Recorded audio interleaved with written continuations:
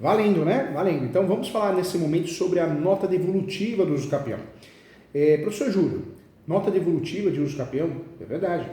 No uso capião extrajudicial, se o cartório não concorda, se o cartório de fato entende que realmente não é caso para o registro da escritura pública, nós temos a alternativa, e essa alternativa de fato né, a nota devolutiva, e vamos tentar cumprir essa nota devolutiva para conseguir, tentar conseguir sim o registro dos capião extrajudicial. E é muito comum.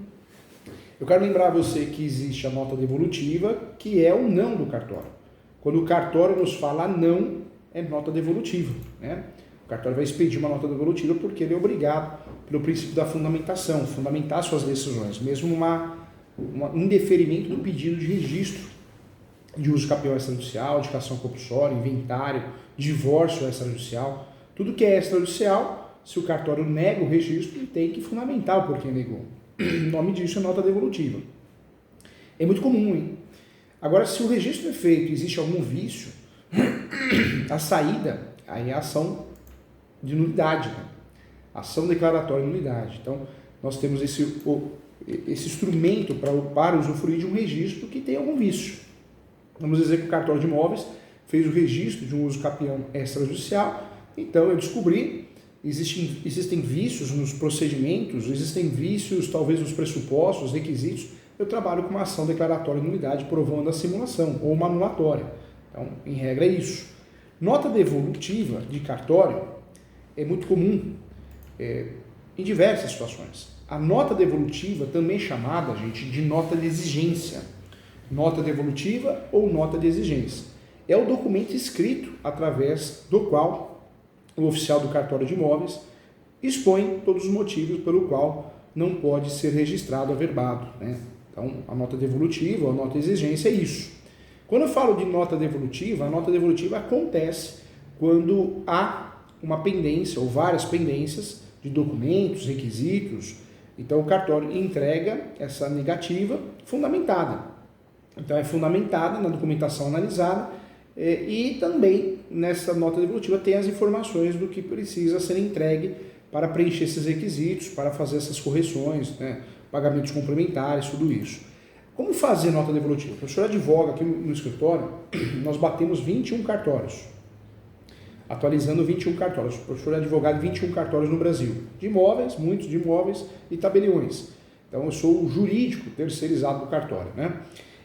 A nota devolutiva, eu ensino nos cursos que eu dou para os cartórios, o texto tem que ser simples, o mais claro possível, bem esclarecedor, acompanhado de boa fundamentação legal e normativa, e tudo deve ser bem explicado.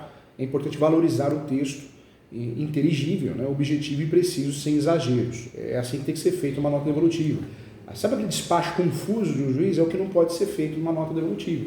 Aquele despacho confuso que ninguém entende nada, né? Então, a nota devolutiva tem que olhar aqui e falar, opa, isso eu não faço. Qual que é o prazo da nota devolutiva? Isso é importante. Então, eu fiz um requerimento de uso capião extrajudicial e vamos dizer que o cartório analisou e não vai registrar. Não vai registrar em virtude de uma situação onde exista documentos suplementares, complementares, vícios registrais. Então, o cartório, em regra, quando se dá entrada em um documento, o cartório tem um prazo legal para proceder ao exame e ao registro, e para devolver esse título, a prenotação, o título, é chamado de título, né? A linguagem mais usada no cartório.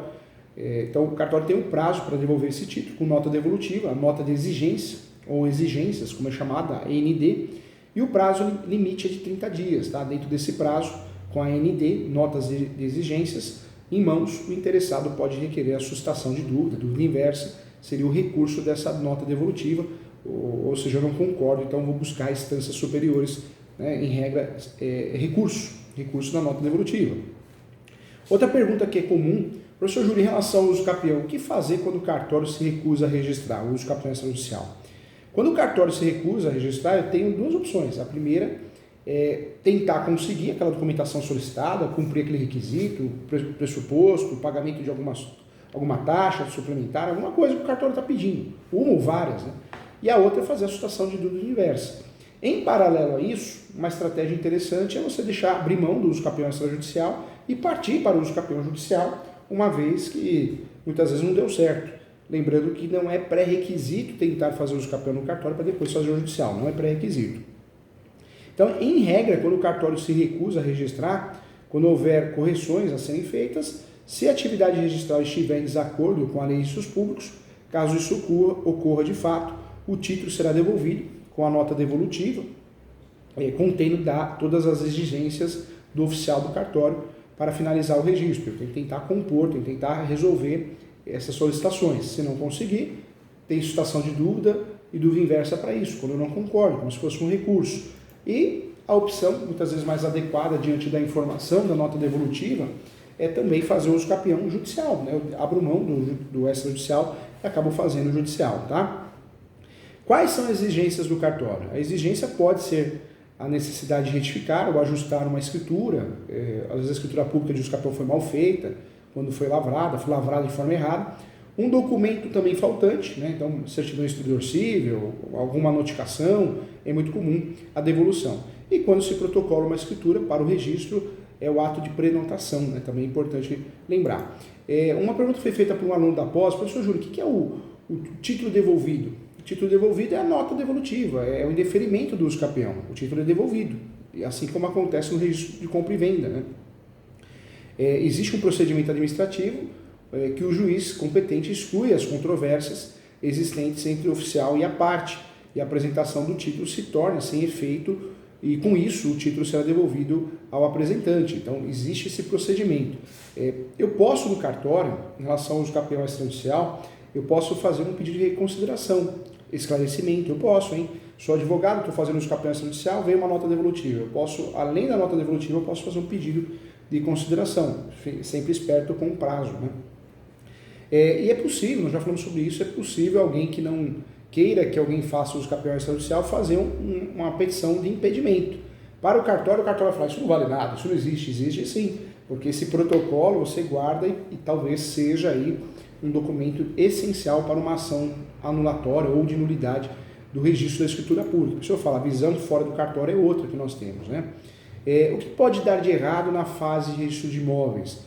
Alguns dos principais impedimentos para o registro de imóveis incluem a documentação irregular, no uso capião extrajudicial também, dúvidas ou ônus pendentes sobre a casa ou apartamento, problemas de titularidade, falhas nas certidões, inconsistências nas informações cadastrais e até mesmo nas questões judiciais em andamento relacionadas à propriedade, por exemplo.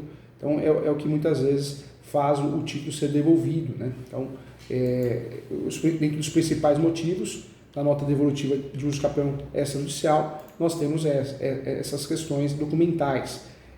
A nota devolutiva, então, é um documento fundamentado, a negativa do registro ou averbação é também o documento o qual o oficial do cartório pede eventuais documentos para que se consiga o deferimento do registro. Então, essa é a ideia. Por isso, nós temos que conhecer, né, de fato, esse assunto. Nós temos, então, a suscitação de dúvida, que é a dúvida suscitada, que trata-se, né, de um recurso feito para que aquele sujeito possa, de fato, fazer, né, questionamento em grau superior, né, uma instância superior. Então, isso é uma realidade. Nós temos dentro dessa estrutura, o que eu trago para você? É importante, sim, saber que a suscitação de dúvida e dúvida inversa são ferramentas importantes que nós podemos usar.